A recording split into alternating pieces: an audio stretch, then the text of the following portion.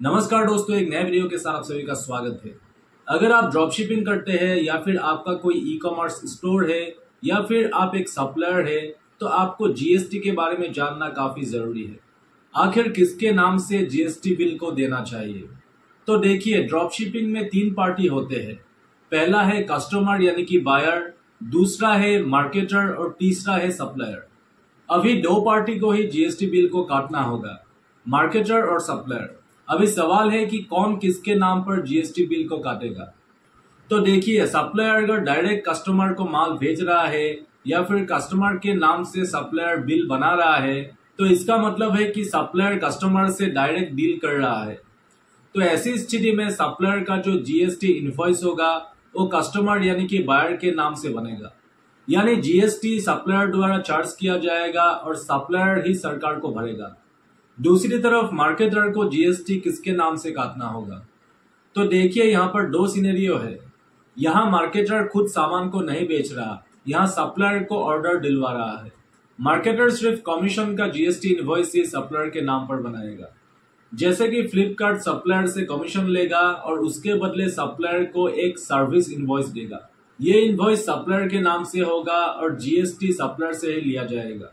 उसके बाद अगर दूसरी सिनेरियो की बात करें तो अगर मार्केटर खुद रीसेलर है या फिर मार्केटर खुद कस्टमर को सामान बेच रहा है, यानी मार्केटर पहले सप्लायर से अपने नाम पर सामान को खरीद लेता है और उसके बाद कस्टमर को बेचता है, तो सप्लायर मार्केटर के नाम से जीएसटी इनवॉइस देगा और उसके बाद मार्केटर फिर से अपने नाम पर कस्टमर को जीएसटी इनवॉइस देगा। फ्लिपकार्ट जैसे मार्केट प्लेस पर किस तरीके से होता है मैं आप लोगों को समझा देता हूँ। फ्लिपकार्ट जैसे मार्केट प्लेस में सेलर कस्टमर को जीएसटी इनवॉइस देता है। फ्लिपकार्ट सिर्फ फैसिलिटेटर है, वो सेलर से अपना कमीशन लेता है।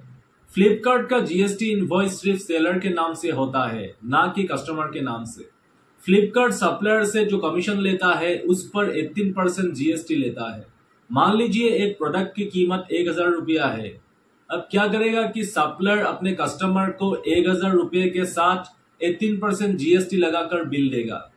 अभी मान लीजिए फ्लिपकार्ट सप्लायर से 10% कमीशन लेता है, तो 1000 रुपया का 10% हो गया 100 रुपया, यानी कि 100 रुपीज।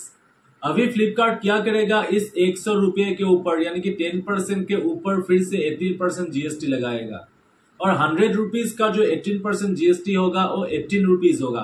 तो टोटल हो गया 118 रुपीज, यानी कि 118 रुपया। अभी ये 118 रुपया सप्लायर को देना होगा। अगर आप अपना खुद का ड्रॉपशिपिंग स्टोर चला रहे हैं तो आपको ये खुद को तय करना होगा। आप सप्लायर से सीधा कस्टमर के नाम पर बिल कटवा रहे हैं तो आप एक फैसिलिटेटर है, या फिर आप सप्लायर से खुद के नाम पर सामान को खरीद रहे हैं और उसके बाद आप सामान को बेच रहे हैं तो आप एक ट्रेडर है। तो उम्मीद है आपको अच्छे से समझ में आ गया होगा आखिर ड्रॉप शिपिंग में मतलब जीएसटी बिल को किसके नाम पर काटा जाता है। अगर वीडियो अच्छा लगा हो तो चैनल को सब्सक्राइब कर दीजिएगा और बेल आइकन को भी प्रेस कर दीजिएगा।